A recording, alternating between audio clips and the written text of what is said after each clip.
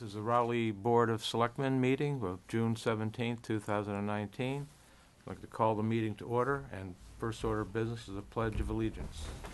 Pledge allegiance to the flag of the United States of America and to the republic for which it stands, one nation, under God, indivisible, with liberty and justice for all. Thank you. Okay, we have a public comment period from 7:05 to 7:10. We have our first public hearing at 7:15, which is a poll hearing application. Until then, I'll take up old business, general business.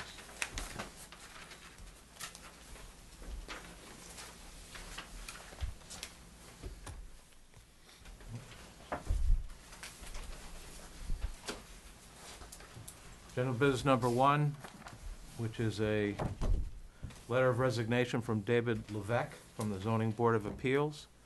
It's been a pleasure to serve the town of Rowley on the Zoning Board of Appeals for more than 18 years, and it is with regret that I submit my resignation effective the end of my term on June 30th, 2019. David Levesque, ZBA board member.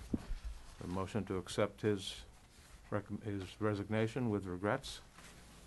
Do the motion, Mr. Chairman. Second. Motion's been made and seconded. All those in favor? Aye. All those opposed? The ayes have it. General business number two is a letter from Zoning Board of Appeals Associate Member Kevin Riley requesting to be appointed to full Zoning Board of Appeals member. He's written us a letter, Honorable Sirs and Madams. I'm presenting this letter introduction to the Rowley Board of Selectmen at the request of Mr. Donald W. Thurston, Chairman of the Rowley Zoning Board of Appeals, who has asked whether I'd consider appointment as a permanent full member to the ZBA. Presently, I serve as an associate member of the board and wish to be considered for a full member status position on the board. Do your motion, Mr. Chairman. I'll second it. Motion's been made and seconded. All those in favor? Aye. All those opposed? The ayes have it.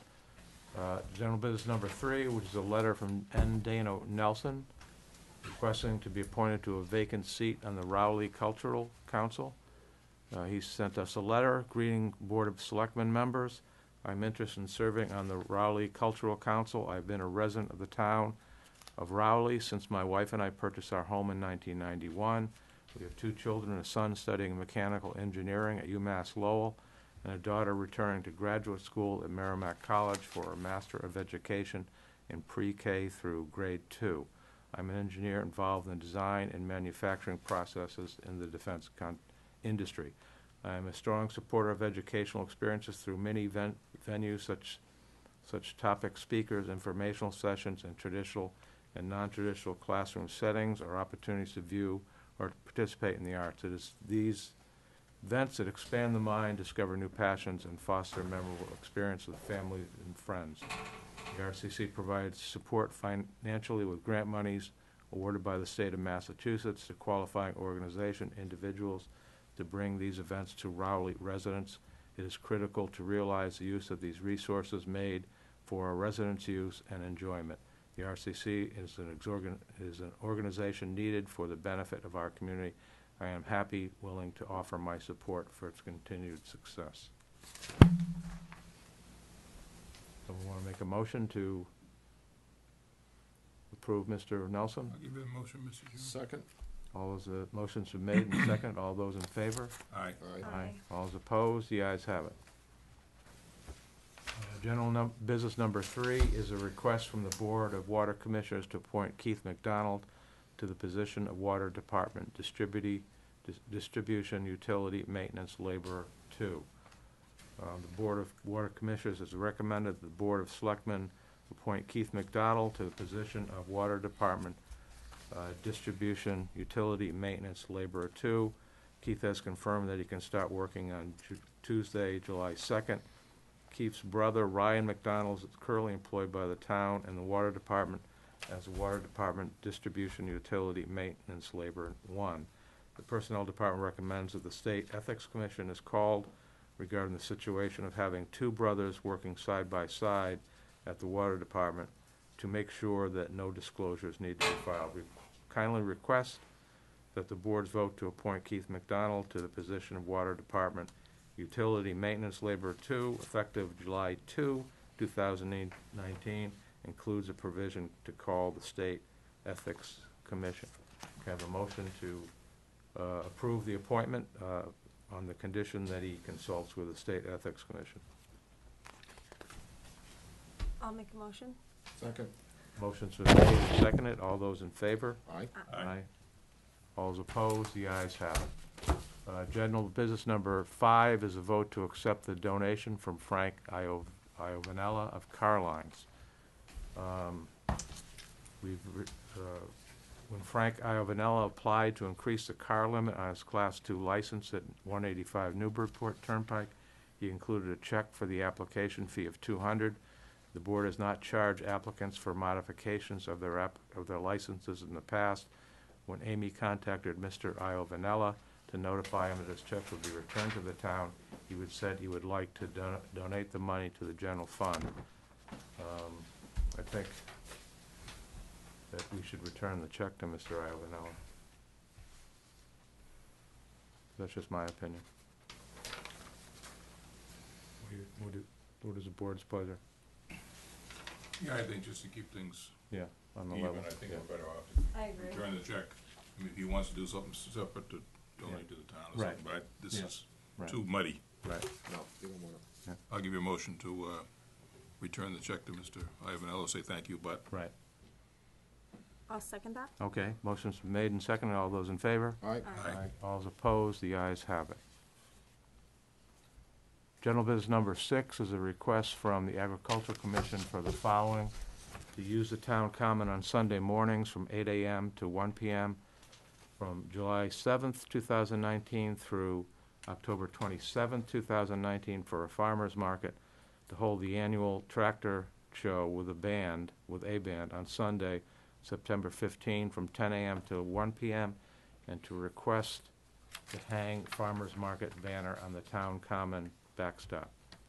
this is a standard request, Mr. Chairman. I'll give you a motion to approve it. Okay. Second. Motions have made and seconded. All those in favor? Aye. All opposed? The ayes have it. General business number 7 is a review road opening permit application from Jason Karam to open Central Street and the intersection of Church Street for a water main extension.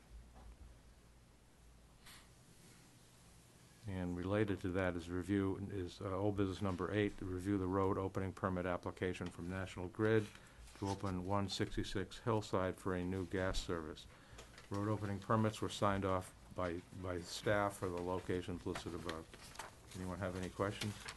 No. No? Okay. Bernie? I assume that the water department is signed up on the extension.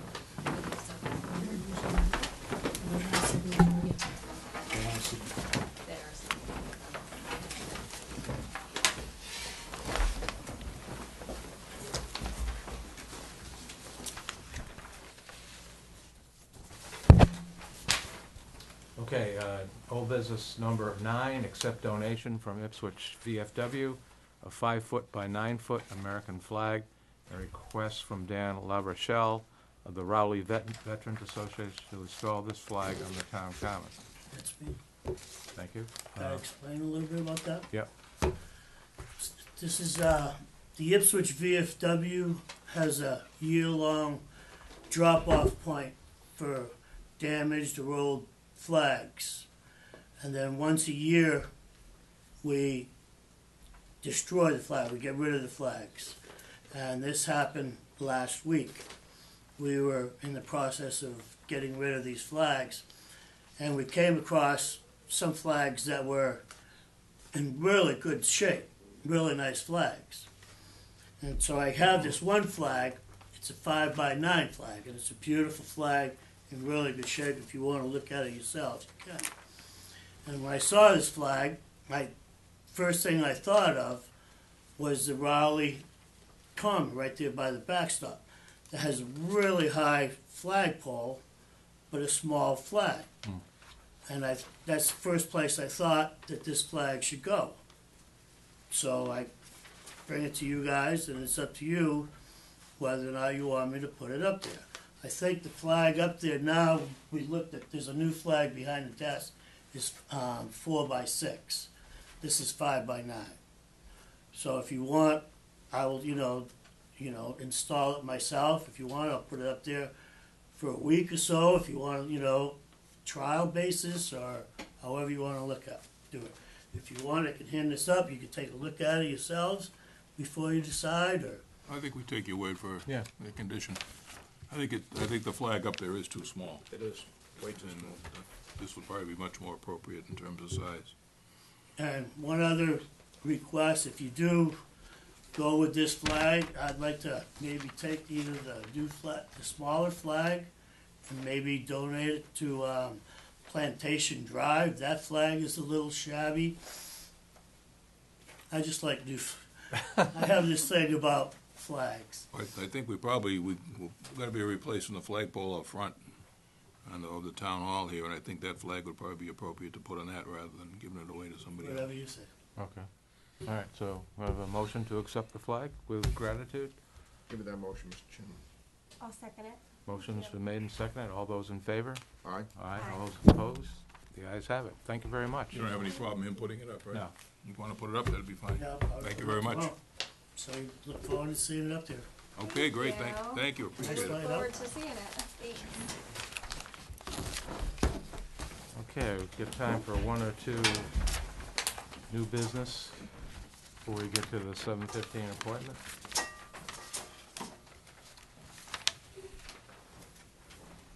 New business number one is a email from Narissa Wallen. I'm writing to request that the board re-examine the apparent decision to have the Rowley Fire Department function solely out of the new fire station on Haverhill Street.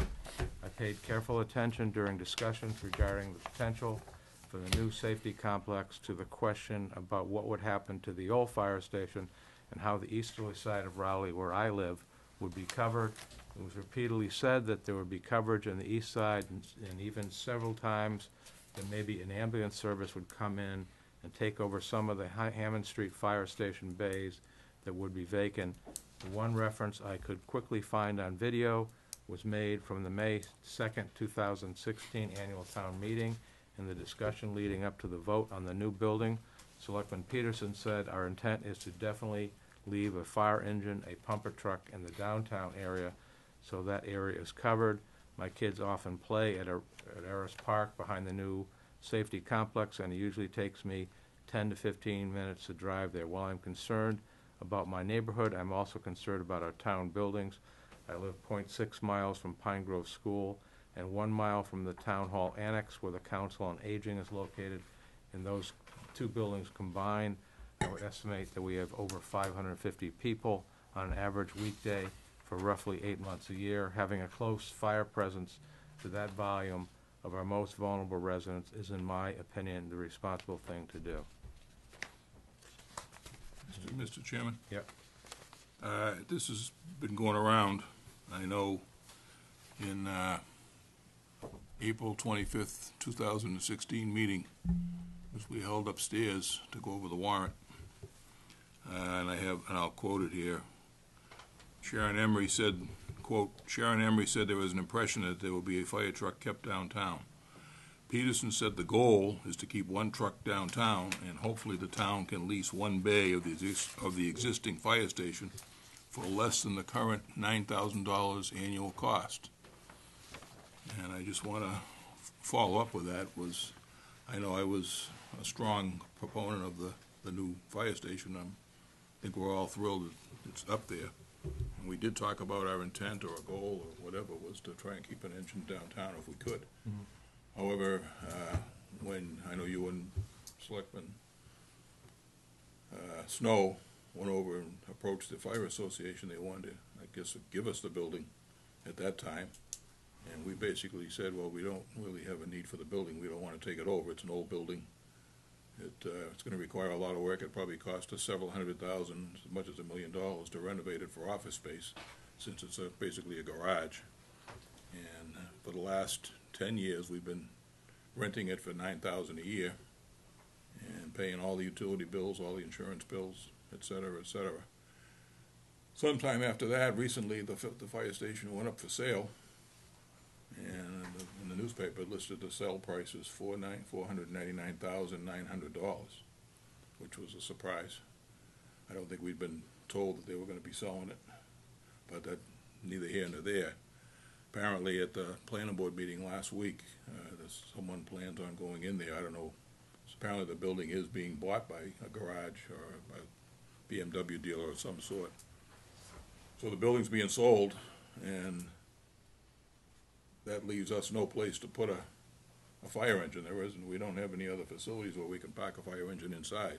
Obviously, we can't leave it out in the weather, and in the wintertime, we've got to keep it inside a garage-type facility so the water in the pumper doesn't freeze up. Now, the Fire Association, I don't know legally where they stand, but on their nonprofit, when it was established as a nonprofit corporation in 1927 is when they were formed. The purpose of the corporation was listed as its object shall be the raising and obtaining of funds for the purchase and maintenance of firefighting apparatus and equipment for the protection of property before and during such fires, and unreadable, as occur in the town of Raleigh and its vicinity. So I guess my point is, at this point, that if the association is getting funds of $400,000 or more, I don't know what the selling price actually is. And their charter says that their purpose is to donate to the town. I mean, I would like to see them on a moral basis. The taxpayers have been paying the association for a lot of years to fight fires for us. And in the last 10 years, like I say, we've leased the building and paid all 100% of the expenses over there. Would like to see them make an offer to donate at least a couple of $100,000 of that to take a look at maybe putting a Morton building up over at the highway barn on some available land, if that's possible, and make a one-bay fire station there, simple one-bay garage there for a fire engine, very similar to what Ipswich has for their ladder truck over behind their old station in Ipswich. So, I mean, that's something that my concern is that there's been a lot of talk and a lot of people complaining the fact that the Board of Selectmen dropped the ball and we're not putting the fire engine down here, and it's our fault. And I just want to emphasize that when we made the commitment, or when we talked about it, that was 3 years ago now, over 3 years, that we talked about, leasing a bay at the firehouse, and obviously that didn't materialize, and they've sold the building, so that takes that option off the table. So that gives us a very limited ability as to where else we can put a fire engine without building a new building. And at this point, we've got $39 million in school repairs, $12 million in a new police and fire station. I'm not about to go to the taxpayers and ask for $1 million or any kind of money to build another building at this point. If we can get a donation from the Fire Association, a substantial donation of money that I think is under their charter, it's probably, I'm not sure how the law reads on that, but I think it's certainly something we should talk to them about. And then maybe we can combine some money in the future year to build a facility. But right now, to come up with a couple of $300,000 for a Morton building is beyond our capacity, and I wouldn't want to subject the taxpayers to that at this point without looking into it. But I just wanted on the record that we're aware of this situation. It's kind of been taken out of our hands, and at this point we're just kind of rolling along to see what we can do, or what we hopefully can do at some point. But at this point, it doesn't appear as though there's any solution that's imminent in terms of putting an engine downtown. And our intent was there. We talked about it 3 years ago, not realizing that the association was going to sell the building. And like I say, we don't. It would cost us way too much to take over the building and run the whole building, basically for one fire engine. As far as her talk about an ambulance, I never talked about an ambulance. I don't think. I mean, I know there was some talk about maybe having an ambulance in town at that fire. It was more a hypothetical. But I mean, the other thing in regards to that is the Action Ambulance, which we use for ambulance service. They maintain an ambulance facility over at Linebrook Road and Route 1, which is a half a mile from the town line, basically centrally located between East and West Raleigh.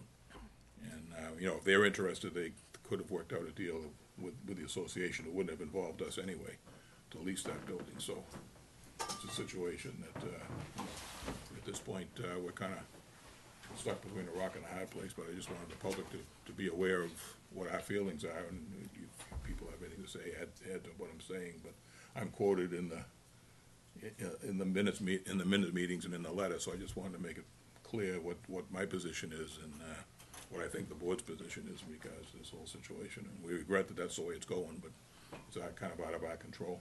If I can add to this, going back 6 years, when we first started to look for the land for the fire station, we met for 3 years looking for land, okay? And we looked all over. We couldn't find a suitable piece of land because of the price. And then we finally settled on where the police station is and decided to put a fire police station at that location. Now, before that, most people in town, if you would ask them where the fire station was, would never even know. I probably didn't know where Hammond Street was, never mind where the fire station. So if you lived on the west side of town and were dispatched, you would be, the fire engine was dispatched from the extreme east side of town over to the west side. Now, where it is located is in the centrally located in the town. You look on the map, and it's just about dead center in the town. So it's easy access. It's access fairly to all points within the town. I don't think we could have got a better piece of land than what we have and where we situated the station. I go along with what Dave says. It is what it is, and there was a whole bunch of hypotheticals about what would happen to the other building, but I can't recall anything of stating that where the engine was going to go. There was, again, hypotheticals to it. Again, it is in the center of town. If you look on a map of Raleigh, it is dead center. So people on the west side are protected just as well as the people on the east side.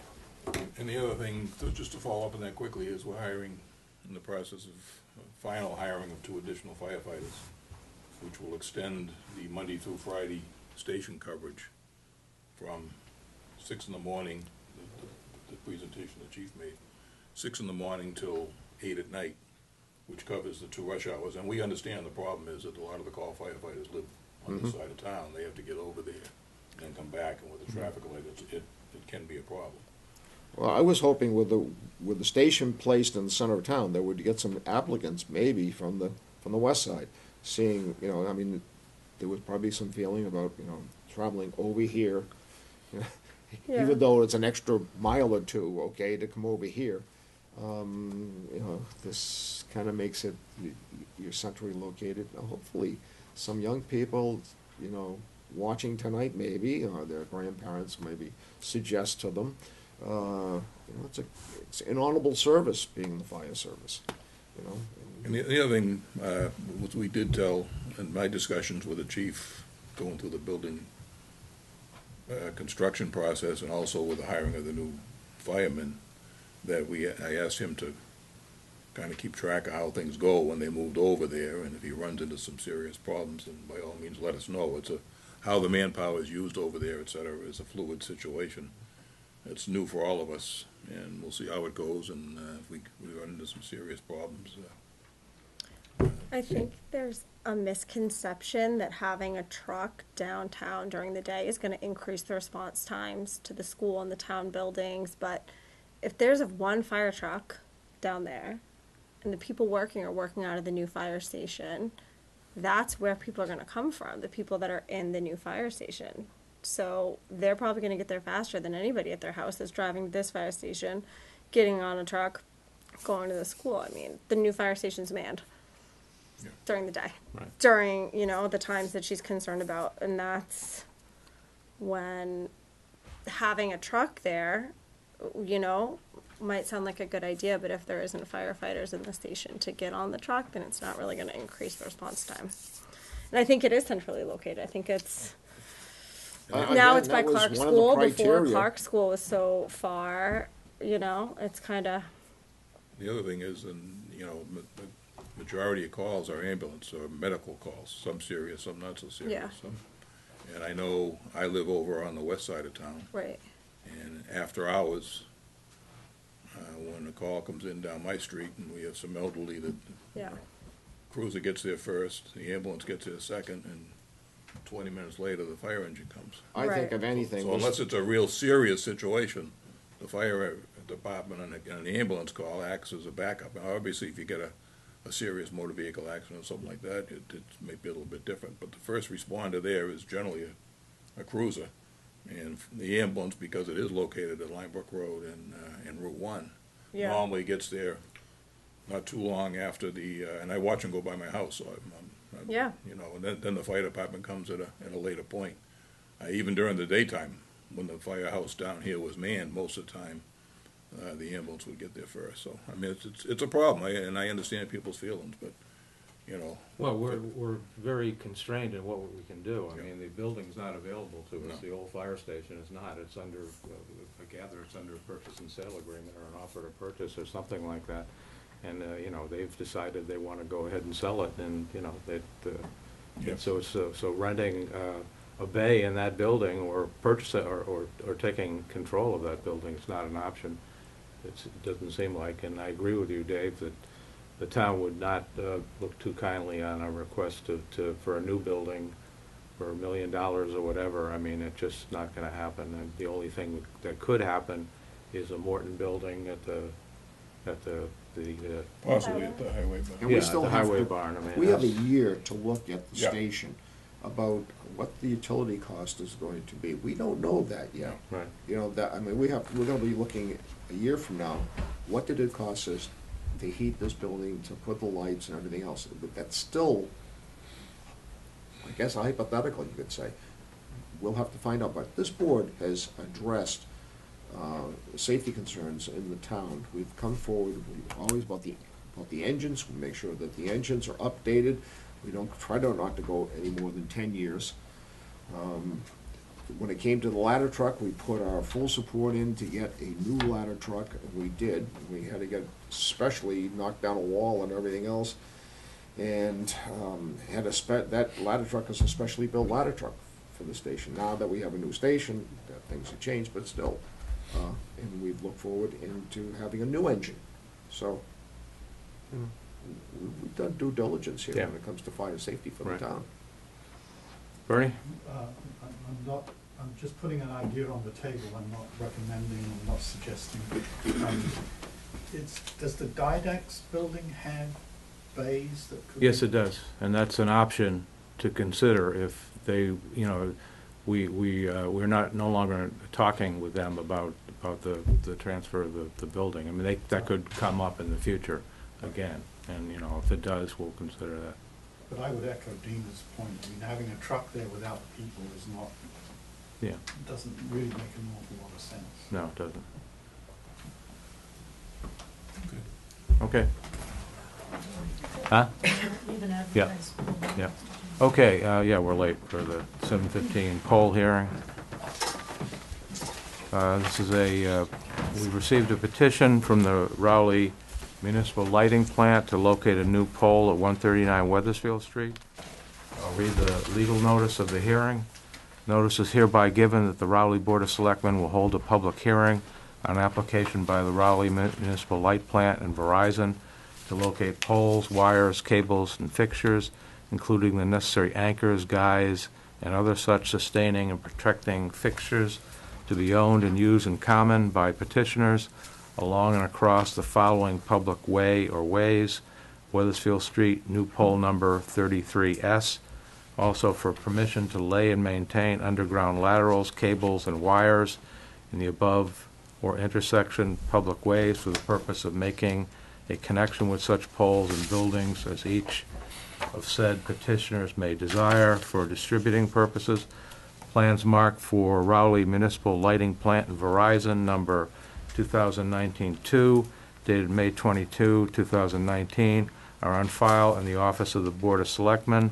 The hearing will be held on Monday, June 17th, 2019, at 7:15 PM in the Town Hall, Main Street, Rowley, Mass., per order of the Rowley Board of Selectmen. Mr. Chairman, I am in a butter to this pole, Okay. this location, so I'm going to accuse myself. Okay. Yes. Okay, thank you. I'll make a motion to open the public hearing, Mr. Chairman. Okay, thank you. Second? I'll second that. Motion to open the public hearing was made and seconded. All those in favor? Aye. Aye. All those opposed? The ayes have it. The chair, anyone speaking during the hearing must identify himself from the record. I'll call upon a representative of the Light Department to speak on the I petition. thought you were okay. Just want to speak first. Also, Mark Anderson from the Raleigh Light Department. We want to, so we ran all new wire, we're gonna run all new wire down Weathersfield Street to Bradford Street from West Ox Pasture. And the pole that goes from, the wires that go down West Ox Pasture that have been there for, I don't know, 100 years, whatever, were not properly guided. So that pole's leaning over the old one, so we're putting in new poles. We need to put a pole across the street so that pole doesn't, the new pole doesn't pull over. And just like with anything with wire, it wants to be straight. So if we don't guide it properly, it's gonna pull the wire straight. Mhm. So, I do have a couple pictures if you wanna see. Sure. them. If you want to look at the picture, you can take a look at it if you don't have The one. same map that I have here. You got one? Yeah, it probably is. That's the old pole, and that's the old wire that's like pulling over. This is the old pole. Yeah, that's our new one, we just haven't, there's nothing on it. So which is the pole, Mark? Point? And that's, yeah. And then that's what it would look like right now. Oh, That's okay. an old pole. On this map here, what's the pole you're adding? Where the X's? Right Oh, there. okay. So these wires go down that street, Yeah. and it's pulling down the street. So this pole is gonna hold up, All those, basically, Yeah, well, or- basically the end, but it, you know, Right. if you don't start right, right? it's just a trickle Okay. down effect. Okay, yeah, it's kind of that way all over town, any number of poles Yeah, similar, yeah, so I mean, performing a similar function. we're doing everything new, we're upgrading it, and we just wanna do it correctly, that's all. Yep. Anyone present in the audience would like to speak on the petition? Yes. Can you Hi. identify Ready? yourself for the record? I'm Danielle Dombrowski, and this is my husband Joseph. We are the owners and residents of 139 Weathersfield Street. When you come from Bradford Street around the corner onto Weathersfield, all you see is where that pole is gonna be, which blocks the front door of my home. Which according to the Raleigh bylaws, section 2, 3, and 5, A, B, C, and D, this is a historical property. If people come by to take pictures of the home, which they do occasionally, at least 3 times, 4 times a year, there cannot be anything put in front of that property to obscure the view of it. And that's where this pole will be. Also, there was a previous pole a couple of years ago that was placed on the corner of Saunders and Weathersfield, which also ruined one of our trees and degraded the stone wall in front of the property. I have a real issue with this pole being placed in front of my home. That's the house. That's the house. And where's the pole going in relation to right out here? Right in Well, front of my where that dogwood where tree. that Yeah, white stake right is. there. Okay. So, it's within the town's right-of-way, I assume, right? It is, but It is also not, my yeah, main pretty water sure. shutoff happens to be in that vicinity also.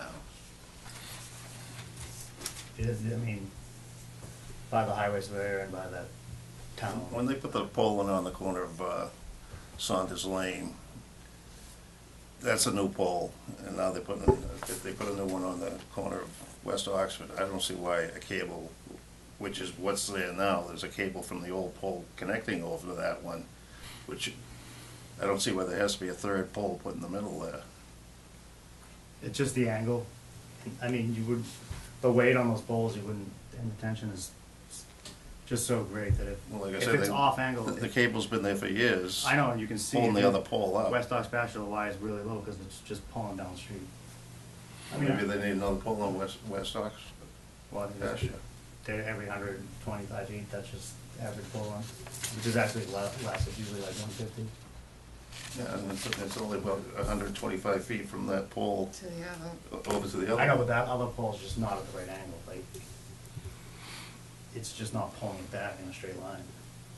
But why wasn't that pole put closer to the corner, closer to the stop sign? I mean, I don't, those poles have been there since the thirties. No, No, this- Oh, not the new one, the new one that they because just that put up one last has year. underground wire that, whoever built that street ran it to that location. That's why they had to have that pole, like a couple years ago, so they could get a loop feed around that subdivision. And that's where they stubbed the pipe up. And that was They in gotta like, feed the two new houses on, the little lane there. yeah, along the drive. But the underground was already put there, I don't know who designed that, that was way before I So started. this working new there. pole's gonna have guidelines, it's gonna go straight to my stone wall, No, it'll look, that the children going to school walk past every day. it would look like that. Which is That's one in the corner. the one in front of, yeah, the beginning of Walnut.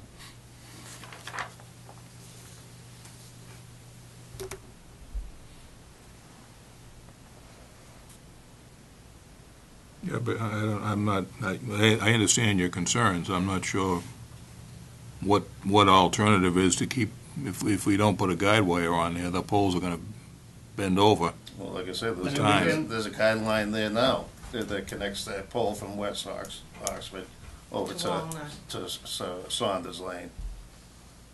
Yeah, but like I said, that pole is not in line with it. Everything, it has to be like the right angle. It looks like it's in line from here. I mean, on that drawing, but if you go look at it personally, it's not this. If it is, then we would have used it, because we don't, According to this drawing, this isn't where the new pole's going, the new pole's going right I mean, here, the where my stake is a little little black further mark, up, yeah. right in front of my house, blocking the view from my dining room windows. So you're saying where the X is here is not where the pole's going? I mean, this is it right there. I can't, Oh, white line. on this, how to scale that is, I'm not positive, You wanna look at it? Sure. I'll We're look not again. cutting you out. I know, I'm gonna move over If to you'd like, I Bob's can show you chair. where this is where, when I came home today, I looked at Okay. it, and this is exactly where they're putting the pole, the little black dot. Is exactly where they're putting the pole.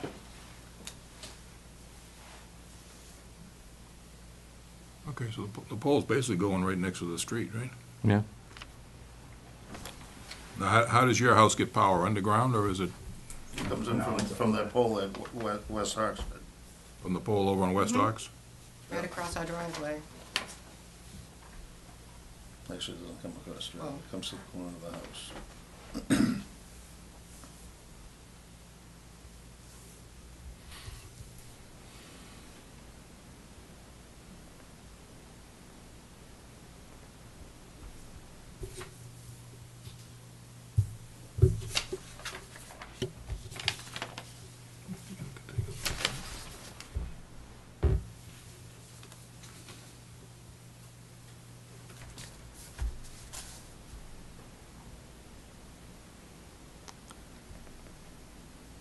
So is this replacing a pole? This, No, it's just, there's not a pole there. there's nothing there. So this X here is pretty close to what?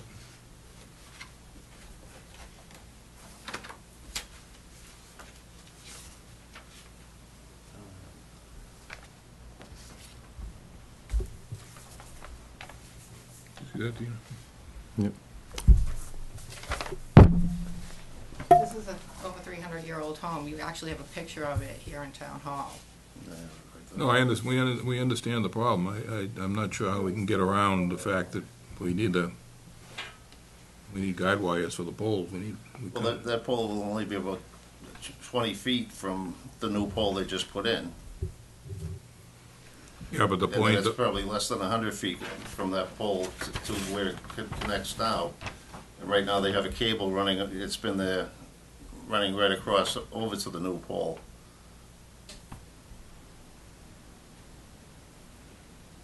Which I think the cable even went further than that, it went over to the lane before they put that new pole in. It still goes over to West Ox pasture. It doesn't go to that new pole. The guy wire goes to West Ox pasture. It goes to the new pole.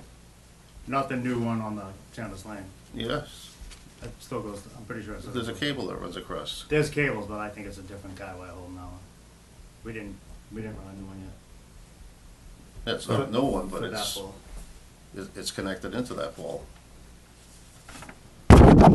Says on 29 Bradford Street, has any secondary firms done any engineering on this, or has it just been a one look at? Is there like another? Yeah, no, we don't have a secondary, another engineer. We pretty much do everything ourselves.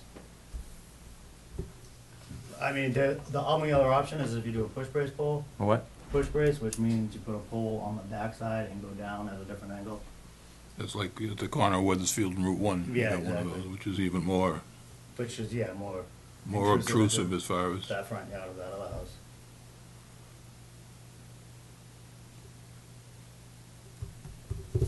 Now, what's this pole here? Is this, That's the old pole, that's the new pole. this is the pole you're putting That's in? what I was Yeah. wondering, what they're And that's the replacing one it. you're replacing? That's in this wire here, that's the guy wire holding that wire down that street.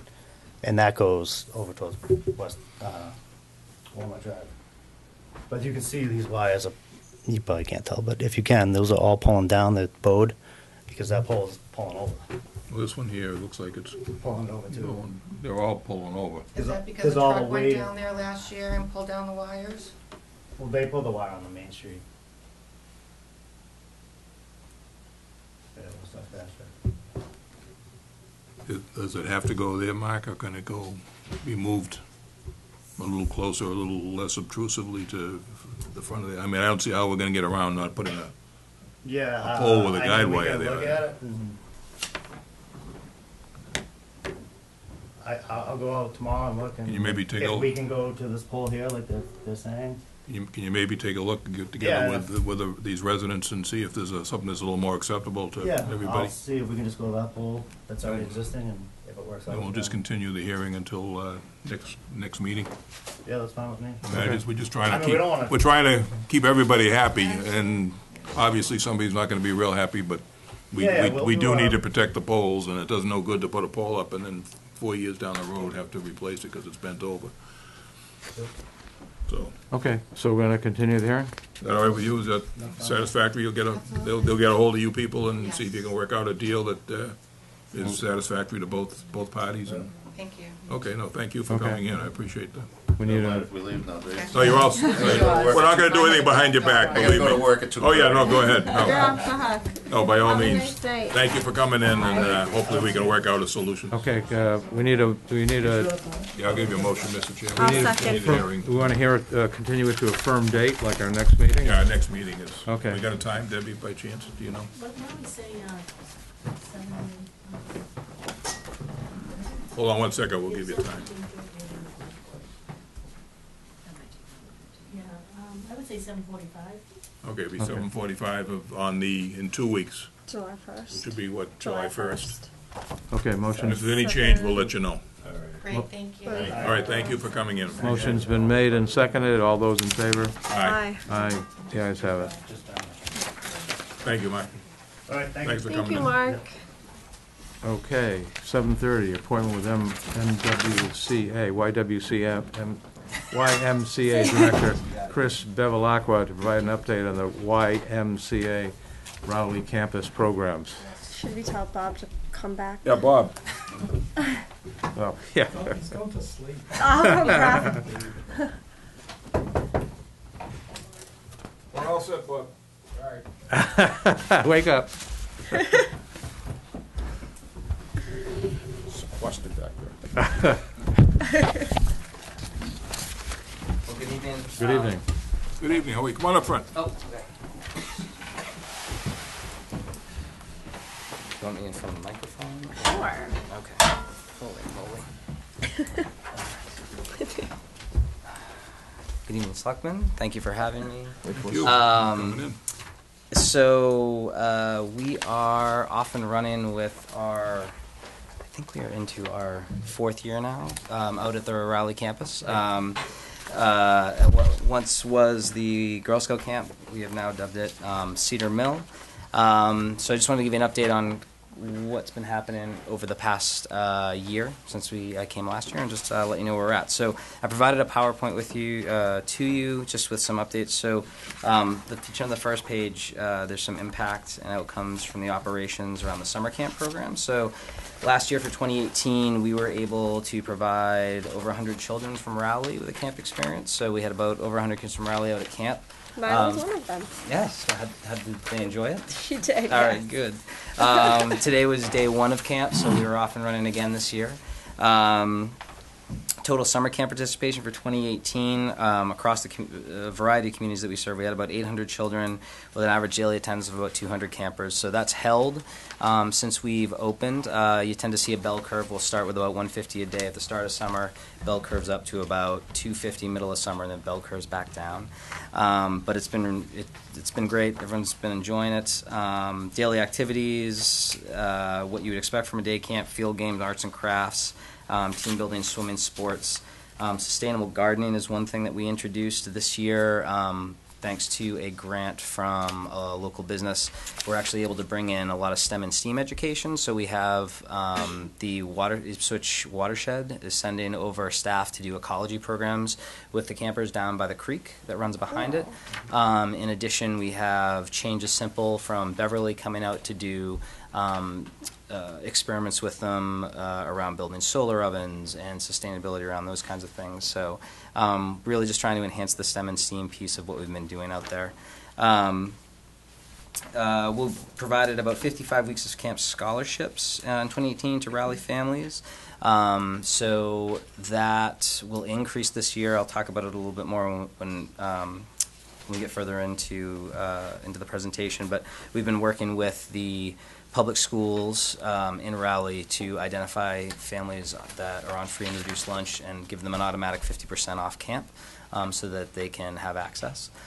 So we will be providing more support to families this year. And then we partnered with Newburyport Housing Authority. We did this about 3 years ago. They came to us and said, hey, we have a lot of families that, with kids that need camp experiences.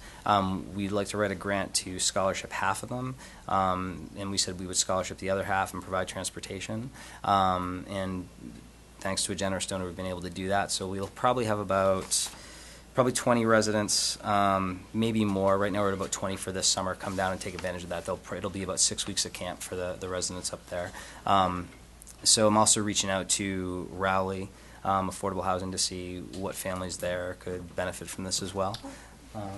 So we'll be working to do that. So that's what 2018 looked like for camp. For annual programs, throughout the year we did a variety of adult programs. We did fireside yoga, again, we did some trail running, we did some birding, some photography, some rock climbing.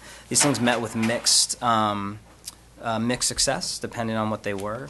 We ended up holding focus groups earlier this year, or I guess it was back in the fall, with Rowley residents to see what they wanted and what we should be providing out there. And what came from that, we talked to parents in the PTOs. We talked to just random residents that came out for dinner to the camp, and we heard loud and clear they wanted an after-school program.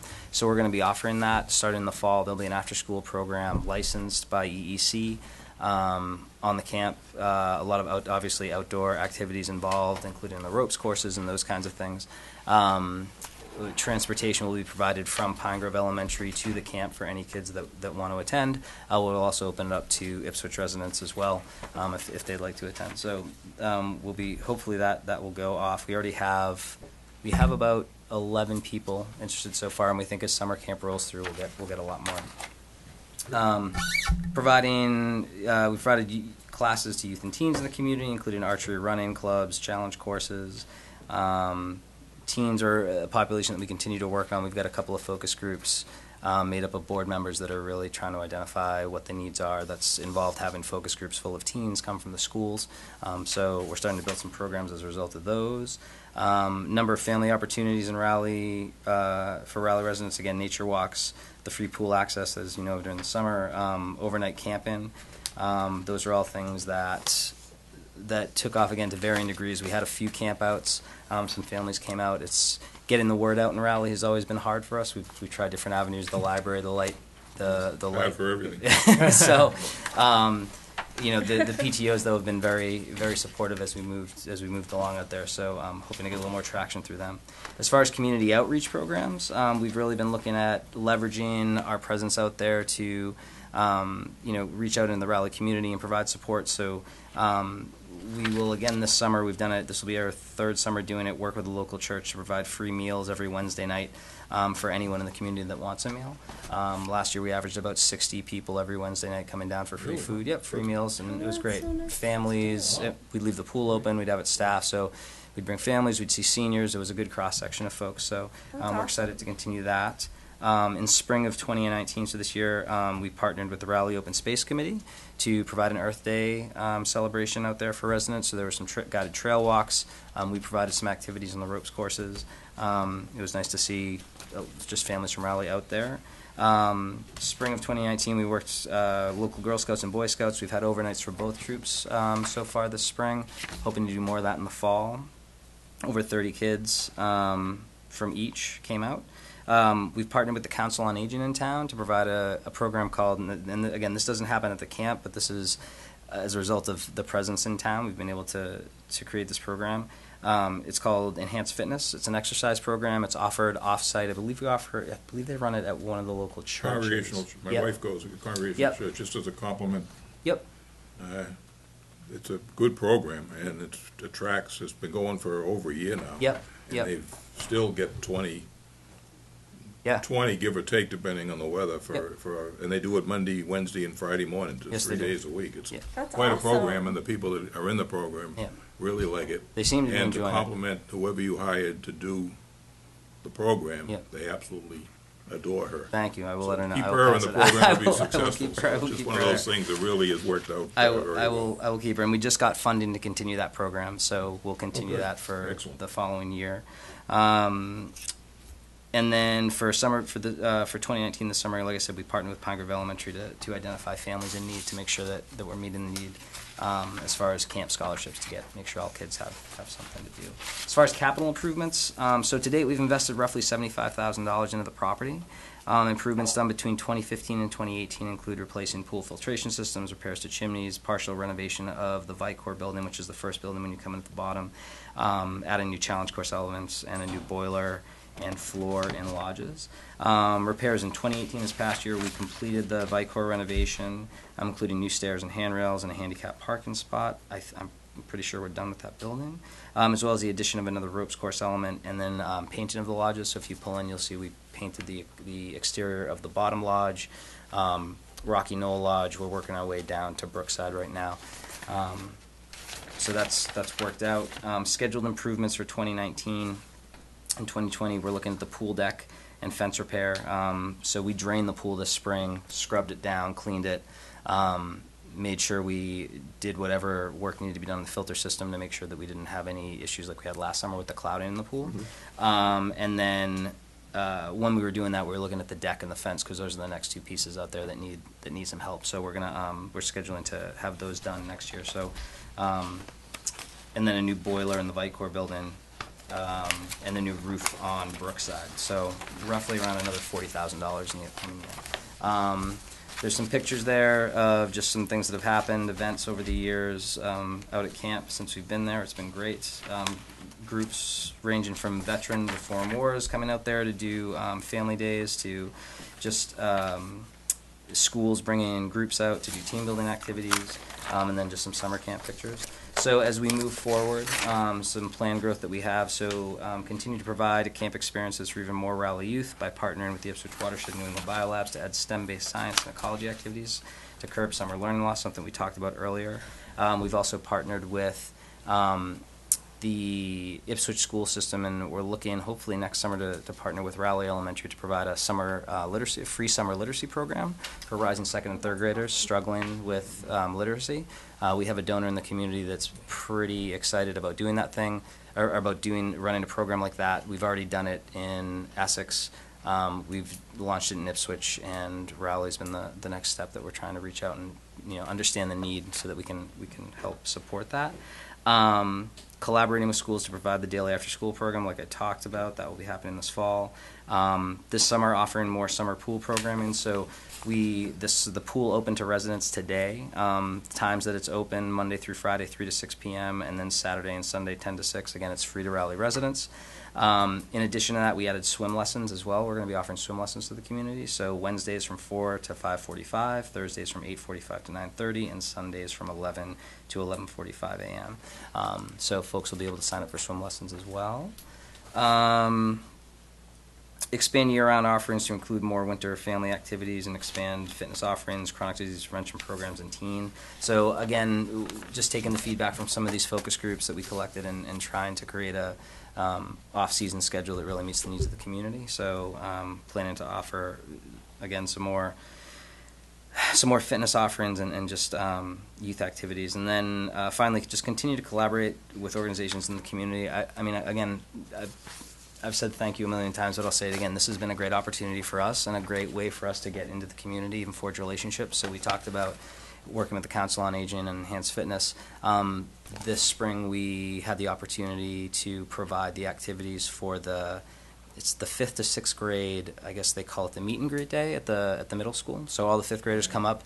We ran all of the activities. So we worked with their school to come in, and all of our staff came in and ran all the activities to get the kids to help to get to know each other. Or worked with the PTA and the PTO on that, and it was a lot of fun, really successful. So continuing, and then with this after school program coming in, just kind of continuing to grow opportunities and support the community where we can. If anything else pops up, go ahead. I know that you guys, which I think is great, and I'm surprised that you didn't include, is that you're now offering training for counselors with sensory bags. Oh, yes. And support for kids. My daughter actually uses hearing aids. Yep. She's not old enough for camp yet, but she will be, and I have friends who've said that the support has been great. Oh, that's fantastic. For someone with hearing aids, and obviously she'll need some extra support based on that. So I think, obviously, when I saw that, I thought it was that's amazing. Great. Yeah, we focused a lot on... so anybody with any sort of, additional need any kind of... Their counselors are now prepared with bags to make sure that their experience is a little smoother. Yeah, we hired which is amazing. 3 inclusion specialists. They're called inclusion specialists for the association. So basically, they come and they work with all of our camp staff leading up to camp, and train them on how to work with kids with disabilities, those kinds of things, so that to ensure that they have as great a camp experience as any other kid that comes along. And some of that has been creating bags that have the proper materials to help accommodate those kids and make sure that they have the things they need to make them successful. So that's we've really tried amazing. to focus on. Well, that's good. Thank you. Yeah. Well, it's funny because Bob, some of us were here when we bought the old Girl Scout camp. Yep. Worked with a Y to get things established, and Yep. the board received a lot of criticism for the fact that we were leasing you the camp for $1 a year. Sure. And our goal was the $1 a year is well worth it on our part because of the programs. At that time, you talked about programs that were nowhere near as extensive as what you've gone through here tonight. Right. So I think Raleigh certainly has gotten the best of this deal. Oh. And the use of the facilities out there and the opportunity for Raleigh residents and Raleigh youth. And it sounds like you're open to all kinds of activities, whether it be for the various disabilities or swimming or exercise. I mean, just to get kids out. Yeah. Away from their computers. Away from the and screens. And their phones. It's just, Yeah. it's fantastic. And I hope people that are listening to this realize that what a great investment the Ipswich Y has made in this property. And we're a direct benefit of all of that. Well worth it for, we buy a piece of land for 200 acres, and most of the time it kind of goes unused. It's nice to have conservation land, but, people go in there on occasion, but this piece of land and with the camp there has just made it, I'm amazed at listening to you tonight. I had no idea that there was that much activity going on out there, and it's just, I congratulate you and all your staff and the work you people do, because we benefit greatly, and it's just something that there's so few camps left around. And I know when I was a kid, camping was a great thing. Give these kids a chance to just get together in the summertime. You got so many working parents and things like that it really makes a big difference. So it's been great. Congratulations, and thank you for all you're doing. No, thank you. And again, thank you to the town. Everyone has been fantastic to work with. Good.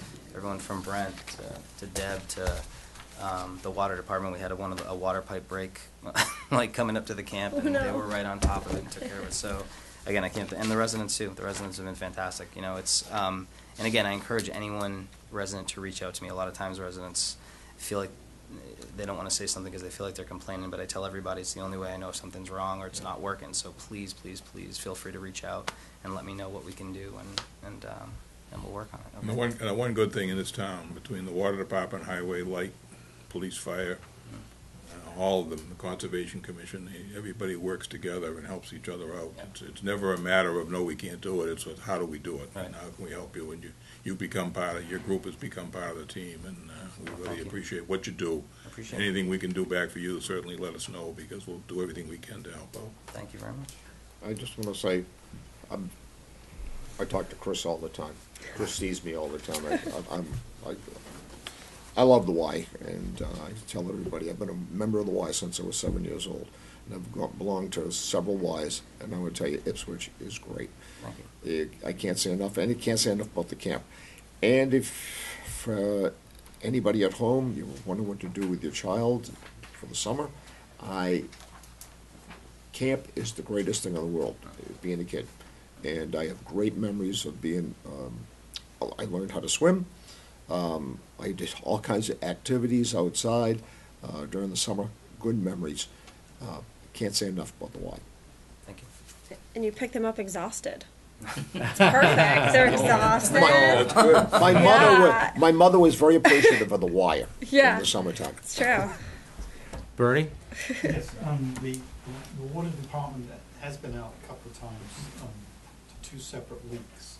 And the issue that I think we have, I haven't spoken specifically to the distribution guys, but the water lines that are there are not appropriate. I mean, it looks like a kludge job, as from what I've understood from talking to them. I've been out looking at it twice. So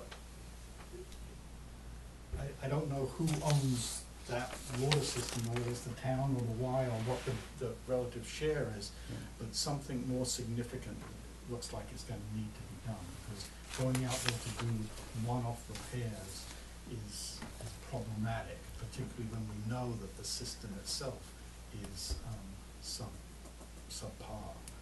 So I don't, and we have a problem down on Weathersfield Street, and so all these things are kind of get conflated together, and it would be nice to kind of have something systematic done to kind of redo that water service in there, and who owns that, who's going to pay for it, and when it occurs, etc. And obviously it's not used a lot during the winter, so that raises up different kinds of issues as well. But I just wanted to put that on the table, because it is they've been out there 2 or 3 times, and it's not an easy place to work, because it's in the middle of the woods. So I think if we could get if the Y could put together a picture with the water department, just to give us an idea of what the issues are, we can Sure. certainly look at addressing them. And Yeah. because we certainly don't want to be going out there helter-skelter for repairs. If we can Yeah. do something ahead of time that will enhance the whole program and Yeah. make things better. So if you get together with them, let us know, and Yeah, I'd be happy to. This we'll, see who's responsible and what we can do to help the situation. Yeah, this year was the first time that we had any issues with the water running in from the town, because we have a couple of buildings that are on wells out there as well, which we maintain and we test. And but yeah, I'm happy to take a look at it, and but also that gets more complicated, because we don't like. Yeah, you can't cross. Right. Oh, believe me, I'm aware. Well, that's great, though. Thank you very Okay, much. thank you very much. I Chris, appreciate it. How many members of the Y now? We are up to just over 7,000. Wow. Yep. So That's awesome. keep going. Yes. Great. There's Thank an you very much. activity for everyone. at I'm the a Y. Y member. Try. Yes? Try. Yeah. Hi, I'd loved you to come to the farmer's market sometime this summer. I would love to. We came. You did come once. A couple, not last summer, but I think it was the summer Yeah. prior. We'd come a couple weeks. So yeah, we'd be happy to come again. Great. And I think the 4th of July celebration is the other big. Is that the Yeah, big you one have on the people, common? yeah, we're doing that on the Okay. 29th. 29th this year Okay. of June. Okay. So I don't know who I talked to, but we'd love to have a Yeah, presentation. just contact Debbie or Okay, Amy. sounds good. All right, great. Okay. Thank you so much. Thank you. Appreciate it. Thank you, everybody. All right. Thank all the staff over there. I will, for sure. Thank you very much. Good evening, Larry. Thanks for Hello, Larry. being so patient. We have a 7:45 appointment. We're only running 20 minutes late. With Larry Berger of Pink & Company to discuss the following Pine Grove School project items. The first one is a fire hydrant change order. Chief Broderick has requested a second fire hydrant at the Pine Grove School behind the existing school, and we've gotten 2 change orders to deal with that. So PCO 171 is 161,000 and change. PCO 171 R2 is 132,000 and change. So we want to discuss the change orders? Sure. The simplest, the two prices represent 2 different locations for the hydrant. There's in the package or with the PCO, there's a. One question, Larry. Yeah, go ahead. Sorry to interrupt. No, it's okay. Are we talking add 2 PCOs added together, or no, it's one or the other depending either on the or location? depending upon All right, fine. No, location. thank you very much. I appreciate it. I don't think I'd come if I was bringing. Yeah, that's what I was wondering. I was wanting to confirm what we were looking no, at here. No. So the most expensive is the one that's the furthest away. The line would run across the backside of the what we've been referring to as the bus pickup area, the drop-off and pickup area, and would be located at the far end of the new community garden. That's part of the school project. Maybe community garden's not the right term, but there's a teaching garden that's part of the school project, and then the other location is just to the right of the entry into the parking area for the recreation lots. Both lines do a tie-in close to the original entrance of the school, where the new plaza is that we built under phase 1 of the project. What we are doing is we are tapping into the existing new water line that was run into the building. We're not coming from Main Street. We're cutting into it from the property, and it's a distance thing. The line to the corner of the recreation lots is approximately 380 feet, and it's about another 200 feet to the other side of the community gardens, the school gardens. Right. I guess my concern is, and I think I expressed it the last time, is that my concern is that if in fact there's some sort of a serious either fire or you could have get natural gas explosion in the kitchen, something where it's beyond, if it's merely a small fire in a classroom and one sprinkler head goes off, it's not a big issue. We've never had a serious fire over there, but my concern is that wherever we hook up to the hydrants, that we're not blocking access for ambulances and further fire equipment to get to the back of that building. I mean, to me, if we're just moving the problem from the front of the school to the back into the school, and the other 3/4 of the building doesn't get covered, we're really not solving the problem as I see it. So I don't know if you can show us on this drawing, or you have a drawing. Where is the existing hydrant? Well, I know where the existing hydrant is out front, so that's a problem, obviously. So the existing hydrant stays. When we were here last time, we were talking about putting a hydrant back in this area somewhere. Okay, yeah, because there's a hydrant apologize for the scale, although mine isn't that. There's a hydrant out here right now. Correct. There's a hydrant out here. There's a proposal for a hydrant here or a hydrant here. Oh. Oh, okay, way over there. Yeah. And I can, here. I have a little larger scale, and in color might help just a little bit.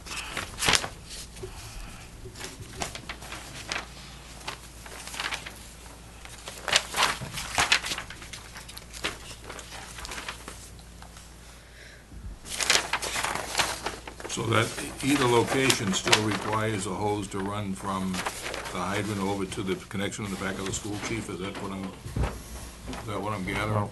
Well, it would be a second hydrant. Oh, I realize that, but I'm just saying. Okay.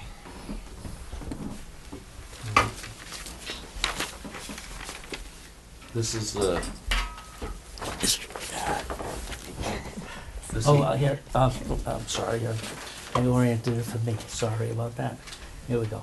This is where the tie-in is, or would be, front of the school, north wing, and it would come along this way, and this would be the location of the hydrant. Okay, now where was this, the one that you showed? And then- Second one is This over is the there. one, And then- I was unaware of this one until this afternoon.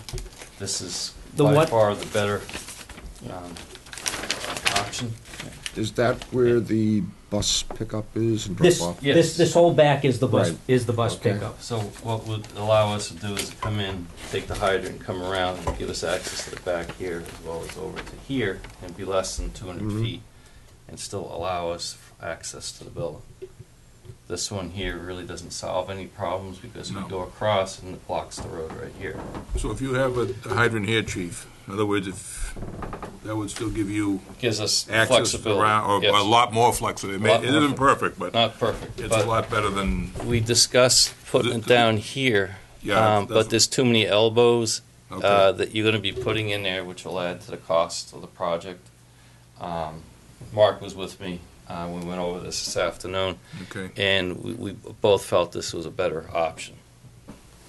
It gives us flexibility to get around and still, Yeah, I mean, we're talking, hopefully we'll never need it, but just. Hopefully never We need have it. to be prepared. Yes.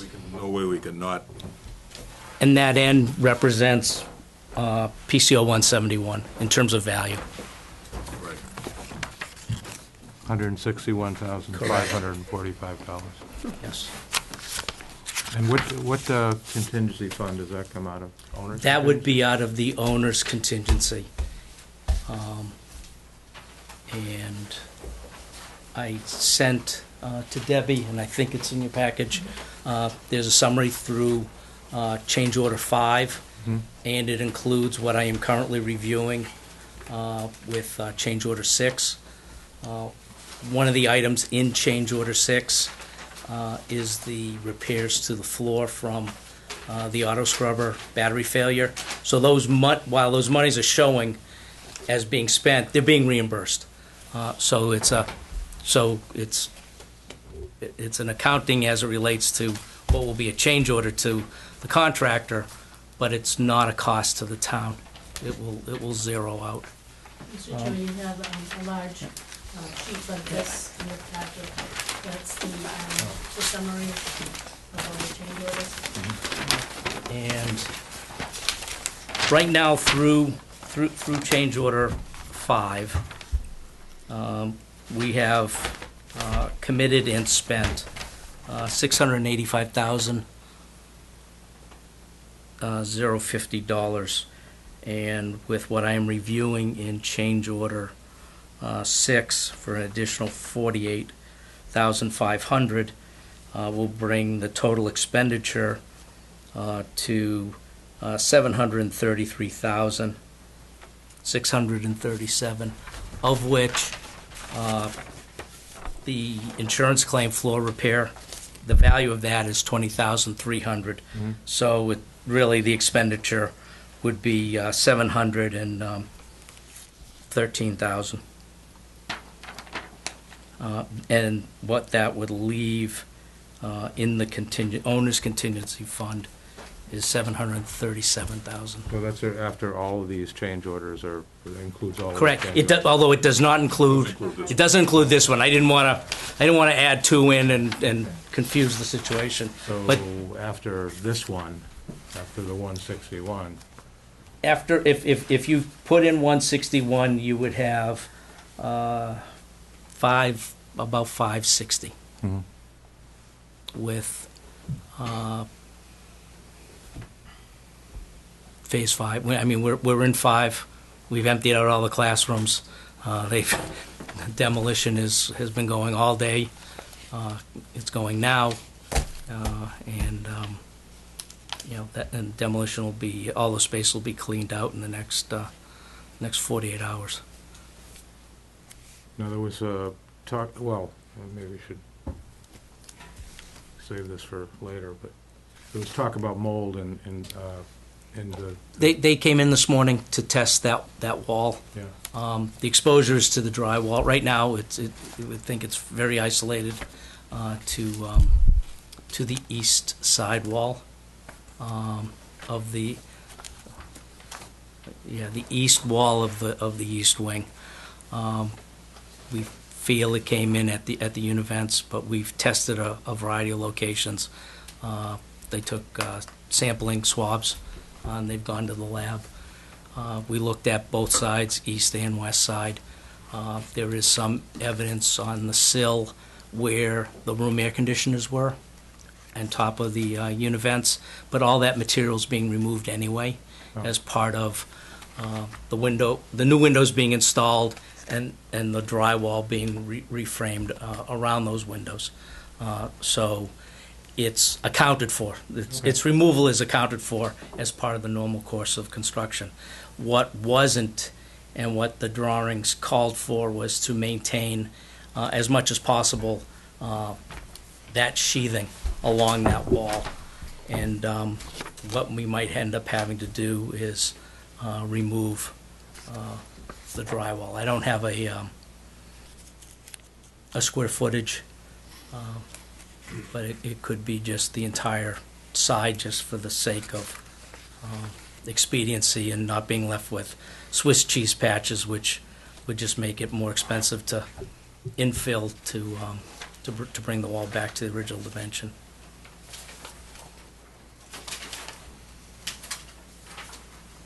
I think the lesson we learned is when the project started, we all paid a great deal of attention to the building.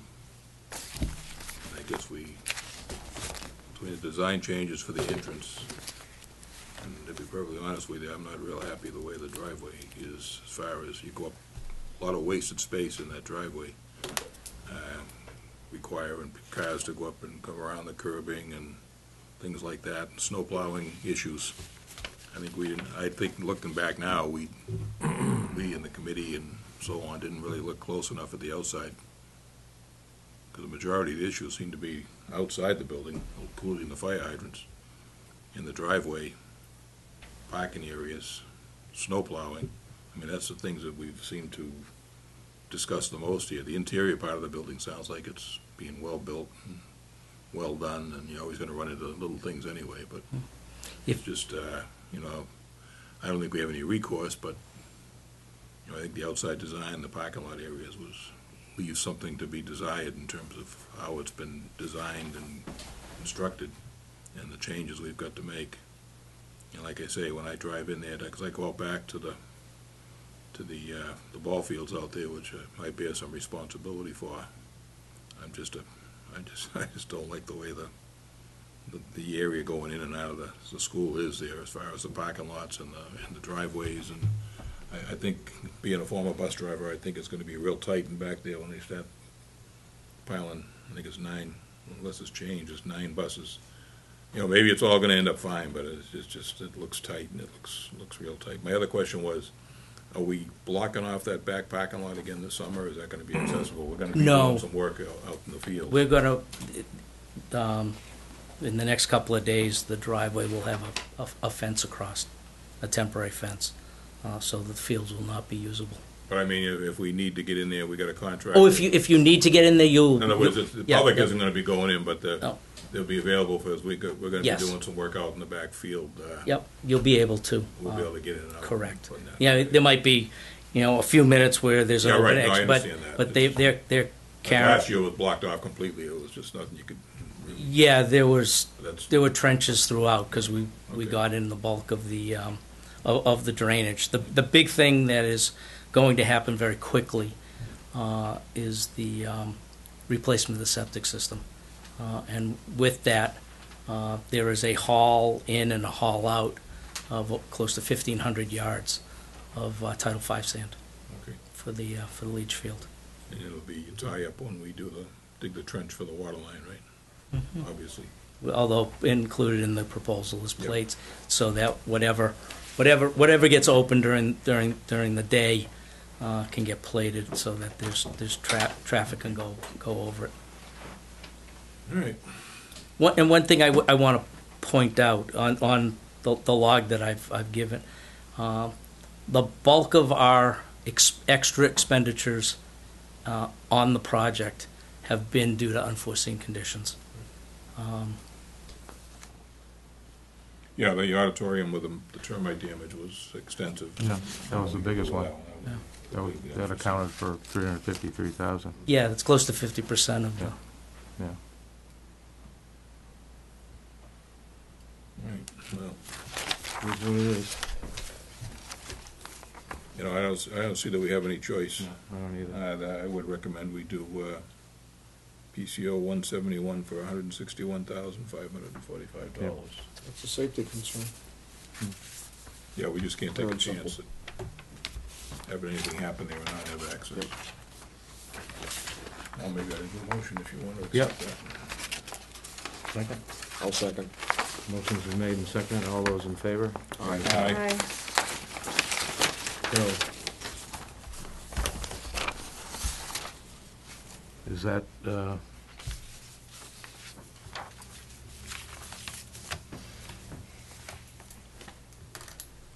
anything else? I will entertain any questions from the board as it relates to what's going on out. Is it still on schedule as far as pretty much should be done by September? Yeah, Other than- kids will be sitting in their seats. Regular classrooms and everything will be. Correct. I Great. don't have any reason to not think that sitting here today. If I come back next month, we might, but I still don't expect to have to deliver the bad news. I do have a quick question on the agenda for tonight. I didn't see it.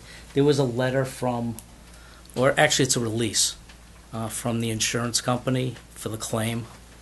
I had sent that to get on the agenda.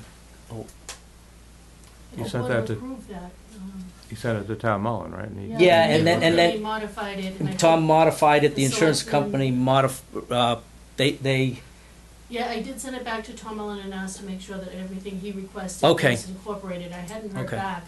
But I okay, believe that the board can vote to have the chairman sign that based upon, the approval of town council. Okay. yeah, if we could do that, only because I'm actually scheduling the work, since we're out of there. We're in agreement on cost, and it's this last bit of paperwork, Yeah. which what will end up happening is they will wire to the town the full funds. There'll be no inspection that the work's completed, needed.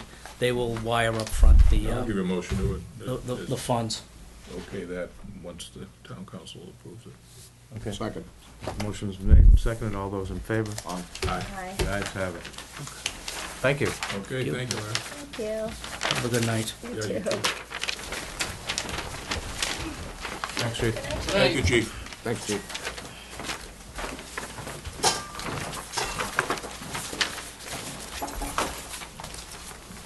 Okay, I think we're on new business number 2, which is a request from Stephanie's Village Pancake House at 226 Main Street for a one-day wine and malt liquor license for October 5, from 1:30 PM to 4:30 PM. I'll give you a motion, Mr. Chairman. We've had that request in the past or similar from that establishment. We've never had a problem, so. Second that. Motion's been made and seconded. All those in favor? Aye. Aye. Aye. All those opposed? The ayes have it.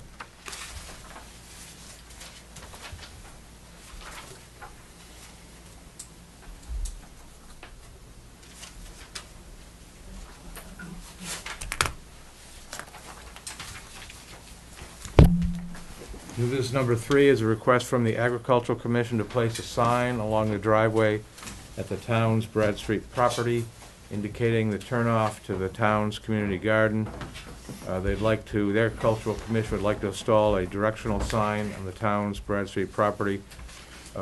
Libby Tucker, the chair, has been collaborating with Mike Sabatini, owner of Brad Street Farm, on the placement and design of the sign.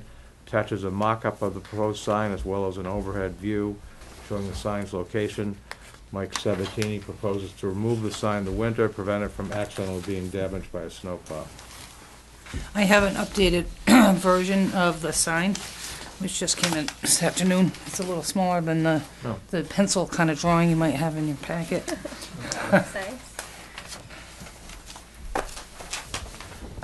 So how big is it? It's 40 by 20. 40 inches, right? Yep. Yeah.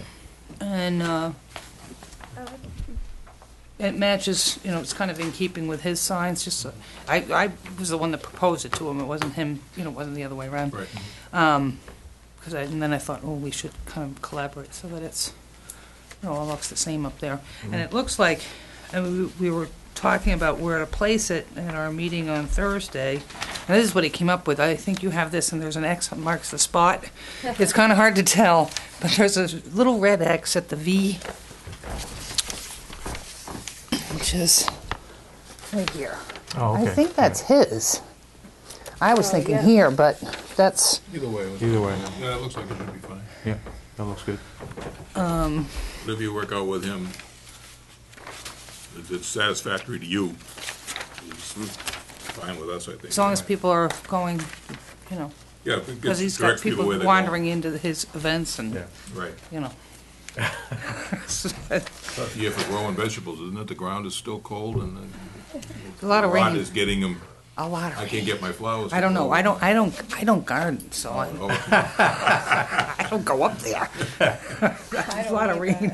I've got 3 pots on my deck, and they keep getting flooded out. I'm bringing them in now for every rainstorm because they're not flowering because it's More on the way tomorrow. It's just Yeah. terrible. I think everything's just going to take off at once, Inch and a though. half they're talking.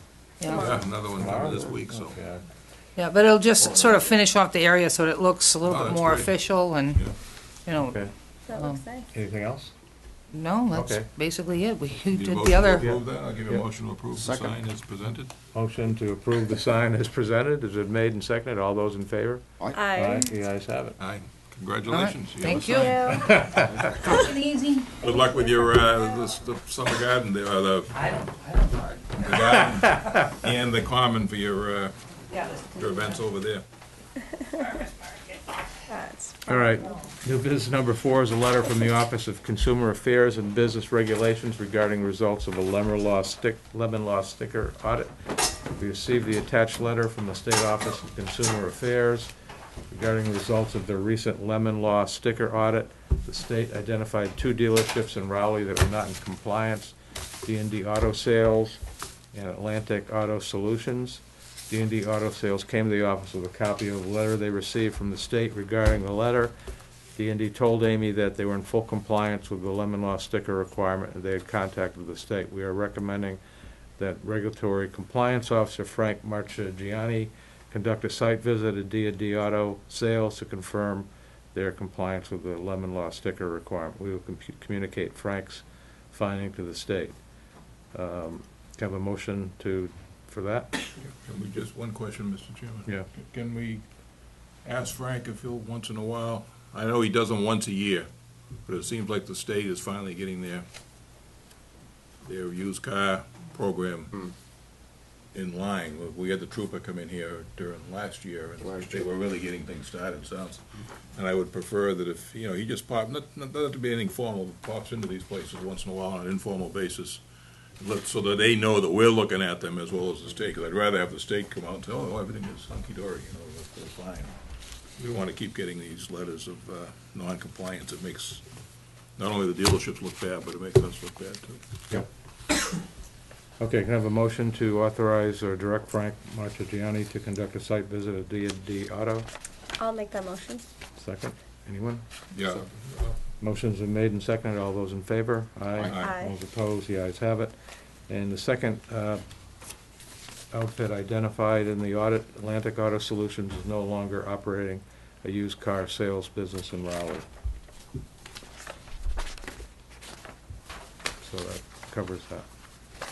That takes care of new business. Old business, update on Pine Grove School. I believe we've already done that. Old business number 2, update on fire station and police station project. Just very quickly, Mr. Chairman, everything's going along pretty well up there. A couple of minor things. The 2 signs out in front of the buildings, the new police station sign has been put up. It's not finished, but it's been erected. Fire station sign will be up very shortly. We also have some fencing on the police station side going towards Circuit Drive that's going to cover those air conditioning units, similar to what we have on the other sides of the buildings, which looks nice. And basically, I just encourage everyone, the open house is going to be this coming Saturday. The ribbon cutting will be at 10 o'clock with a little ceremony, and open house will be conducted from 10 until 2 p.m. in the afternoon. And we encourage everyone to come and enjoy it. There'll be some light refreshments, and hopefully it'll be, in fact, I think the weather forecast right now is looking pretty good. The rain might be gone by then. Yeah. So we're looking for everybody to come. Just keep in mind that this parking will be out and back at the Aris Park. Handicap parking, we can use the spots in the stations. With those are for handicap, up both police and fire. But general parking otherwise, residents should just enter Aris Park and they can walk up from the backside and join the ceremony. And basically, at this point, we've talked to the chiefs, and the ribbon cutting will involve Chairman Pierce opening the ceremony with some brief comments. It'll be brief. Yeah, we're going to keep them all brief, believe me. Building committee, myself, I'm the chairman of the building committee. I'll provide an overview, just a quick overview of the project, and recognize the architect and so all the people. And it's been really, I just want to say right now for the TV audience here that that project has really gone along smoothly. Other than the fact we got hit with some bad weather in the beginning when we first broke ground. The architect's been great. The ROPM Neil has been excellent. Clerk of the Works, Jason, who's been the project manager over there. I mean, the whole thing has just gone. Anytime there's been any kind of issues, they've dealt with them, and there's been no controversies to speak of whatsoever. It's been a real pleasure. And Debbie, our town administrator, keeps up with all the bills and all those kinds of change order things, and they're really, it's been a great cooperative effort. We'll never build another one of those like that, but if we ever do, that's the companies we want to we'd want to use. And then we'll have if there's any, we've invited some various dignitaries, the state senator, Representative Hill, Senator Tarr. We invited Governor Baker, whether he did show up in Newburyport the other day for the race up there, the 5K race for the veterans. But if he comes, anybody that comes can say a few brief remarks, like the chairman says.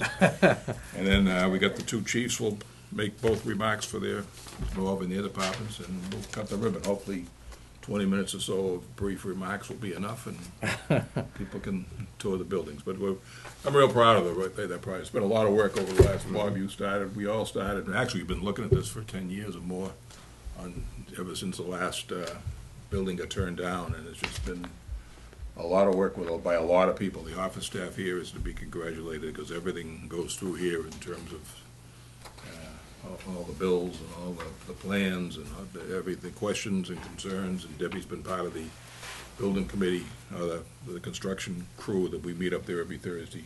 There's so much behind the scenes that people have not seen. I mean, from the selectmen to the fire chief, the police chief, to the construction workers here in the office with Debbie and Amy.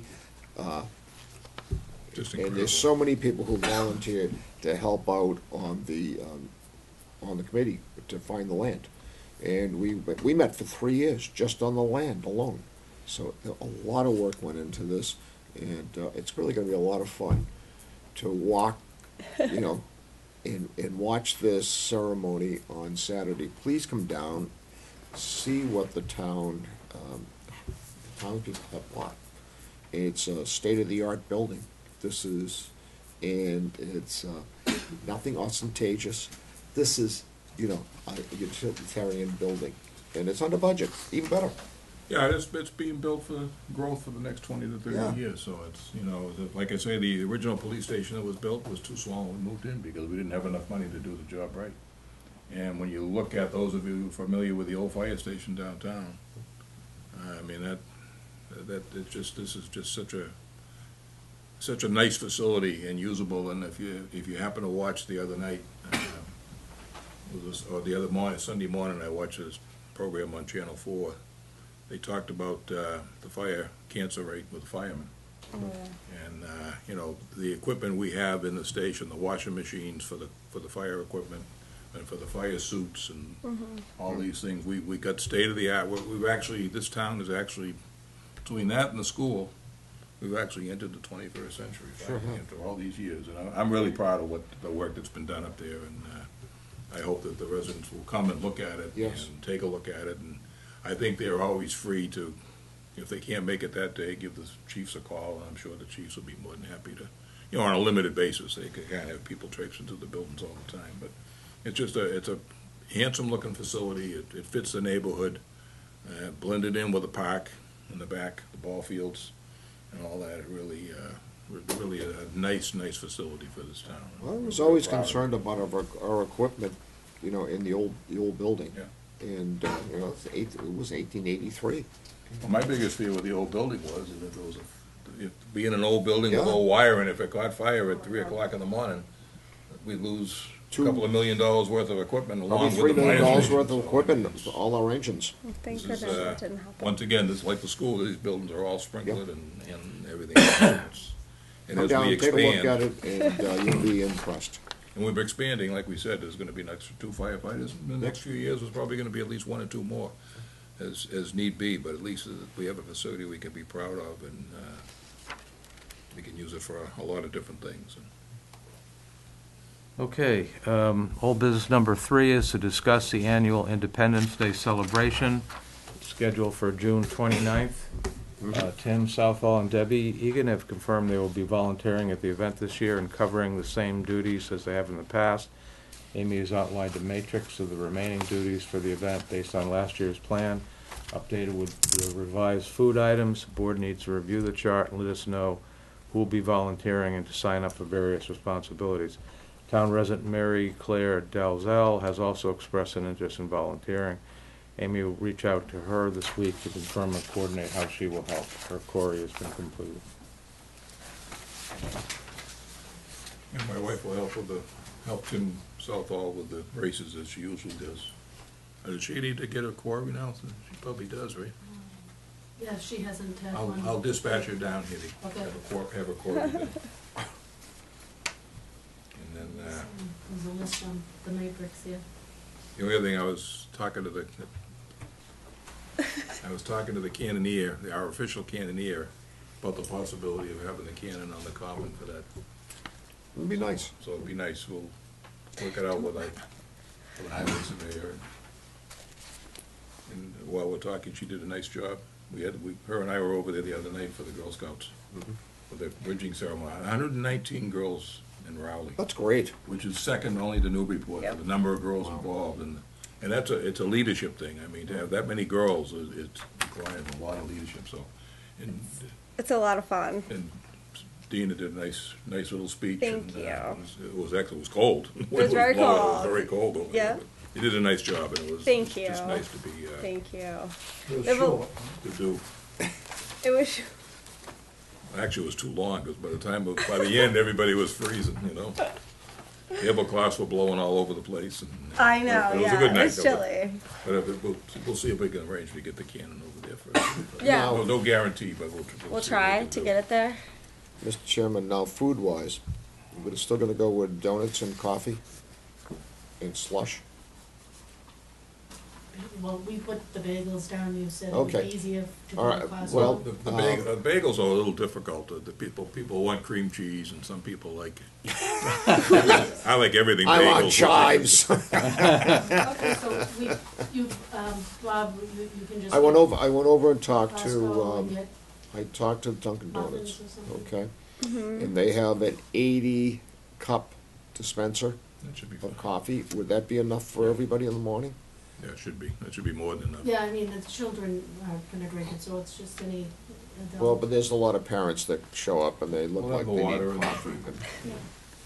So, Okay, the you're 80 gonna- cup, Yeah, I'll confirm this all up with them. Now, do we wanna do donuts or do we wanna do bagels? whatever's easy for you to get at Costco, I think that's what you said. You want me to do it Costco or do you want me to do it, with everything through No, I Dunkin'? think you said you could get a big, package or something. The bagels are, the only thing with bagels, you gotta cut them and people want cream cheese. Yeah. And I think what we wanna do is either have donuts or we're doing cookies at the, open house for the police and fire. Yeah, The chief's ordering I don't know how many dozens of cookies through Market Basket.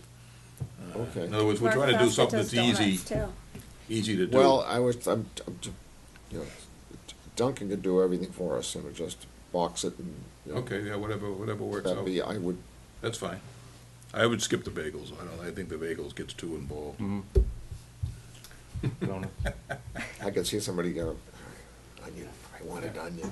Oh, yeah, that's, they stand there and look at them all and trying to figure out which one they want off the rack while So, there's I mean, we 15 could- people behind them. I know some people have health concerns, they want, don't want, Well, they have, that's we got water. this is those- once a year. Yeah. This is And you get the I think slush anyway, donuts, so I yeah. mean, donuts, okay. I don't know how many dozen you would think. I'm just trying to. How many people were there last year? you I was should- there. I don't know how many people were there. it was a, decent sized crowd. It's About not- 125, 150. So, People? Oh, that's good. yeah. I mean, People come in and out, and, the kids come right from the slush. how about if you get like a dozen dozens of donuts? Dozen Dozen, donuts. Well, Dozen. 12,000. 144, right? 44, yeah. I mean, and when we run out, we run out. In fact, we wanna run out. because- Yeah. Oh, you the only don't thing have they enough want anything they left told over. they told me they just need to have heads up like a day before. How Yeah, many people they'll have to they- know ahead of time. I mean, we can do that, Yeah. and That'll be perfect. And we'll see Kids how it will goes. love that. If it doesn't work out well, next year we'll do something different. Yeah. I'll make sure they have plenty of sprinkles. Okay, Yeah, the Right. kids like the sprinkles. the sprinkles. That's right. Will do. If you're a parent or grandparent, you know sprinkles. Yeah. So Bobby, you're gonna take care of that? I'll take care of that. I can be there at 7 to A dozen. help I out. think that's probably. Yeah, we'll be down there earlier. My wife and I will be there by 8 o'clock Okay. or whatever time you I'll say. get the. I'll bring the food tables like I have every year. And I'll pick the slush up day before, and Where do we get the coffee cups? Or will the Dunkin' Dunkin' should Donuts will do do- that? They'll they'll provide do the whole that? thing. They'll That's provide awesome. everything. And the cream? Yep, they'll do Yeah, everything. they'll do it all. I've done it a couple of times for Yeah, small that works groups, out fine. and Rotary and Excellent. things. Yeah. They do everything. What do you do for music?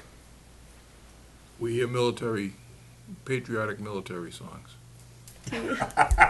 Well, should we- wait a minute. We gotta make sure that the electrical on the gazebo. Well, there was a hot Should dog ask cookers, Mark. when they light department checked it out last year, they said that the problem was we were putting 2 or 3 hot dog cookers in at the same time with the music, and that was blowing the Well, fuse.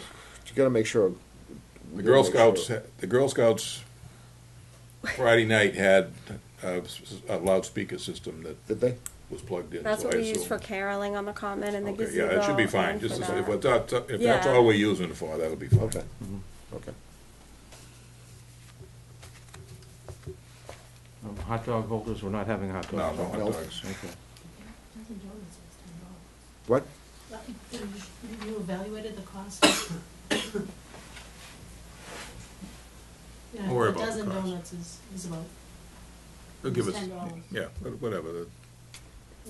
we'll get the money, don't worry. Okay.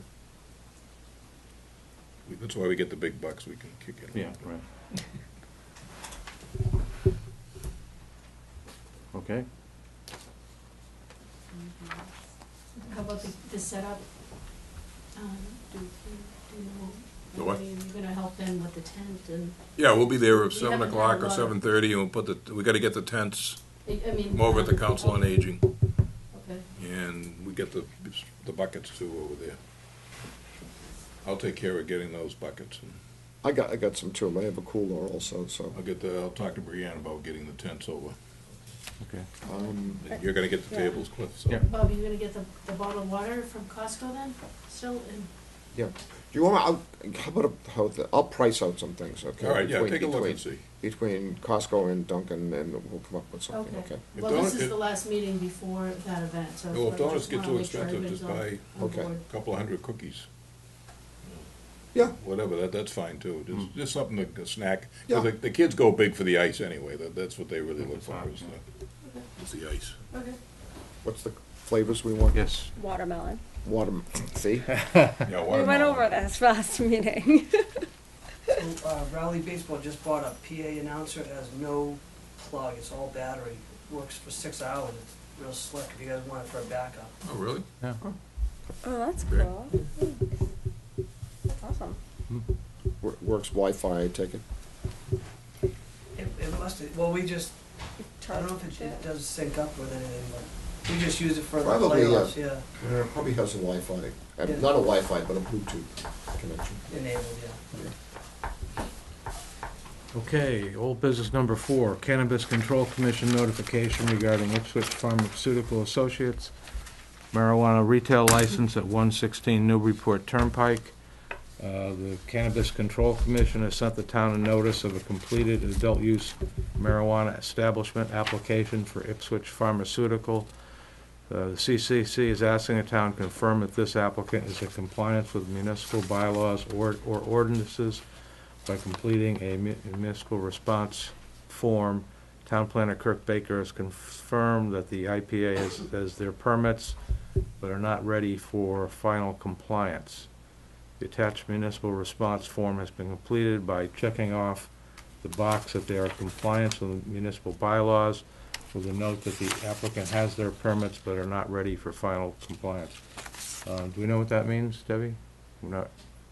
I think that it's just, as long as they have complied with the bylaws requiring permit applications, Mhm. and that's what they've done, and they're right now, I think, construction's underway, and they're just. You probably need a final inspection or something. That's what it is, a certificate of compliance according to. Okay. the- Okay, I'll give you a motion to approve that. okay. I'll second that. Motion's been made and seconded. All those in favor? Aye. All those opposed? The ayes have it. Okay, appointments. FY 20 appointments, position, the Board of Registers for a 1-year term, Deborah Grunston. Expiration date 6/30/2020. Have a That motion. motion? Second? Second. All those in favor? Aye. All those opposed? The ayes have it. Election worker, the following individuals have applied for a 1-year term. Michelle Ford, Robert Johnson, Susan E. Leach, Joan Lyons, Marion Madden, Mary Ellen McGill, Marianne Musial, Joan Carol Peterson, Kathleen Cousins, William Cousins, Linda Snow, Kim Pirelli, Nancy Leeds. Motion? Give me that motion. Second that? Yep. All those in favor? Aye. Aye. All those opposed? The ayes have I'll it. recuse myself, my Okay. wife's on the list. By the way, I'm not related to any of the Snows. No, right. Okay, position of board, okay, Board of Registrars. Okay, we have the following people for a 1-year term on the Board of Registrars: Gordon Densmore, Susan Hazen, Town Clerk, and Geraldine Robertson. Give you the motion. Second? All those in favor? The ayes have it.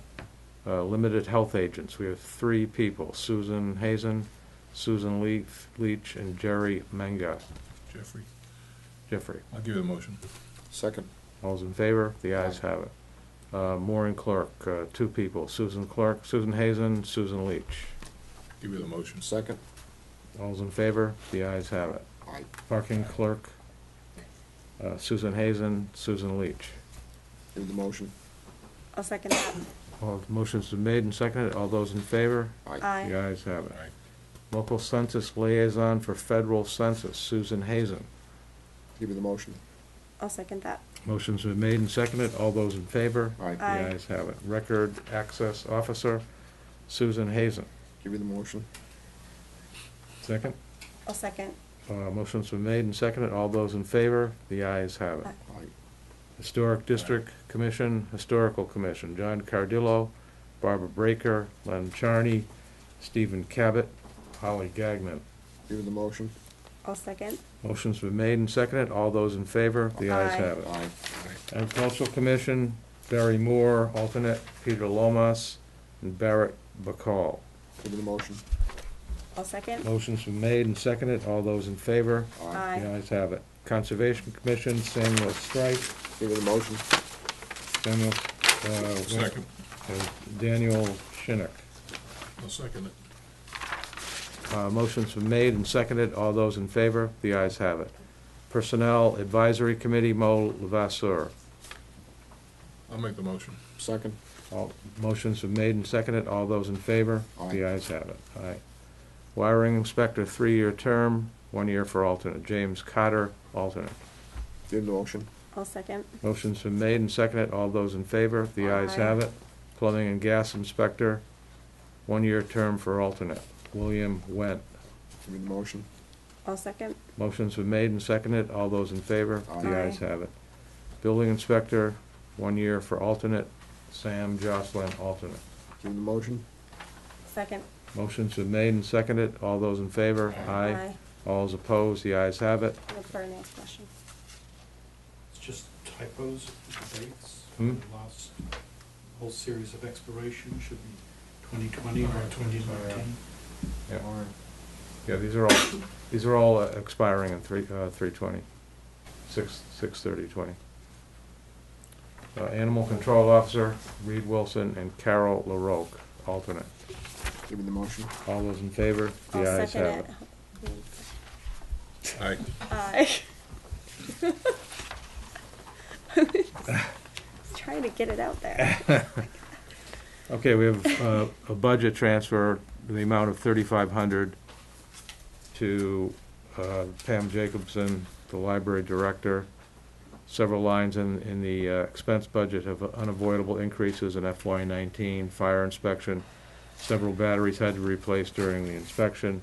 Repairs and maintenance of the building, including door hardware, plumbing, new panic buttons installed. Strategic planning consultant was hired.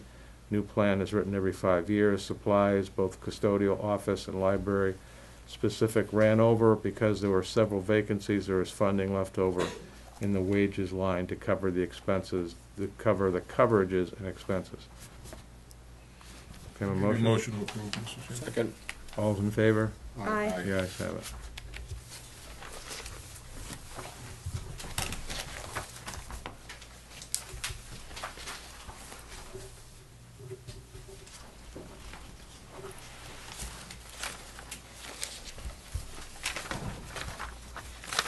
Yeah, I'm missing it.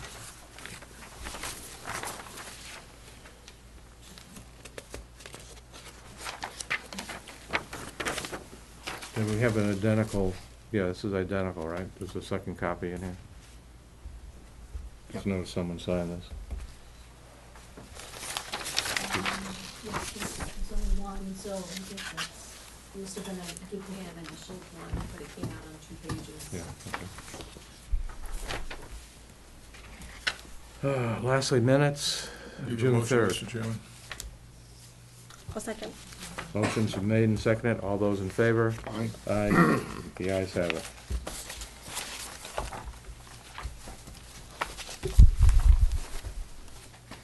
Give me a motion to adjourn. Did you do the, I'm sorry, Mr. Chairman, did you do the announcements? No, no. Can I have yours, please? Sure. Announcements. Vacancies, Planning Board Associate Member, 2 vacancies on the Conservation Commission, 1 vacancy on the Zoning Board of Appeals Associate seat, 1 vacancy on the Rowley Municipal Light Board, several vacancies on the Rowley Cultural Council. Interested residents should send a letter of interest to the Board of Selectmen or call the Selectmen's office at 948-2372.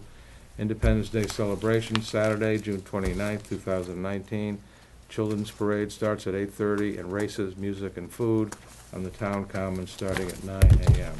Just make one addition there, Mr. Chairman, that residents, if they're not aware, they should be aware that Route 1 for the next 2 years is gonna be ground paved from the Topsfield Ipswich line to the Newbury-Rowley line, so it's gonna be a 2-year project. There'll be various traffic setups that already started during the day out there, doing drainage and all kinds of work out there, so the next 2 years. So people just be aware when they're using Route 1 through Rowley to use care, and there'll be police officers, et cetera, at the details out there. But it's happening. Motion to adjourn? I'll give you that motion, Mr. Chairman. Second? I'll second it. All those in favor? Aye. Aye.